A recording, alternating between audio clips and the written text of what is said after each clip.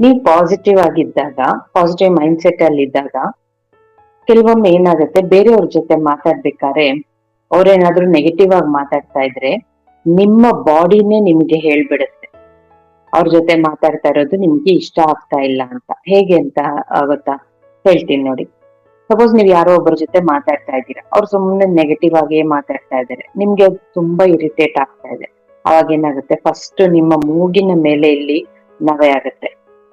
Suppose ಆತರ ಮೂಗಿನ ಮೇಲೆ ನವೆ ಆಗ್ಲಿಲ್ಲ ಅಂದ್ರೂ ನಿಮ್ಮ ಮುಖದಲ್ಲಿ ಎಲ್ಲಾದ್ರೂ ಒಂದ್ ಕಡೆ ನವೆ ಆಗ್ತಾ ಇರುತ್ತೆ, ಅಥವಾ ನಿಮ್ಮ ದೇಹದಲ್ಲಿ ಎಲ್ಲೋ ಒಂದ್ ಕಡೆ ಆತರ ನವೆ ಆಗ್ತಾ ಇರುತ್ತೆ. ಕೆಲವೊಮ್ಮೆ ಮಾತಾಡುವಾಗ ನೋಡ್ತೀರಾ, ಬೇರೆಯವರು ಅಲ್ಲಿ ಇಲ್ಲಿ ಈ ತರ ಕೆರ್ಕೋತಾ ಇರ್ತಾರೆ. ಅವಾಗ ಮೀನಿಂಗ್ ಏನು ಅಂದ್ರೆ, ನೀವು ಮಾತಾಡ್ತಾ ಇರೋದು ಅವ್ರಿಗೆ ಇಷ್ಟ ಆಗ್ತಾ ಇಲ್ಲ ಅಂತ.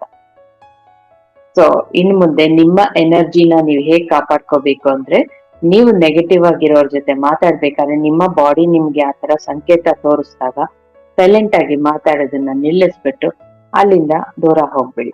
ಯಾಕಂದ್ರೆ ನಾವು ಕಷ್ಟಪಟ್ಟು ಪಾಸಿಟಿವ್ ಮೈಂಡ್ ಸೆಟ್ ಅಲ್ಲಿ ಇದ್ದು ನಮ್ಮ ಫ್ರೀಕ್ವೆನ್ಸಿನ ಹೈ ಅಲ್ಲಿ ಇಟ್ಕೊಂಡು ಮ್ಯಾನಿಫೆಸ್ಟೇಷನ್ಸ್ ಮಾಡ್ಕೊಂಡು ಹ್ಯಾಪಿಯಾಗಿರ್ತೀವಿ.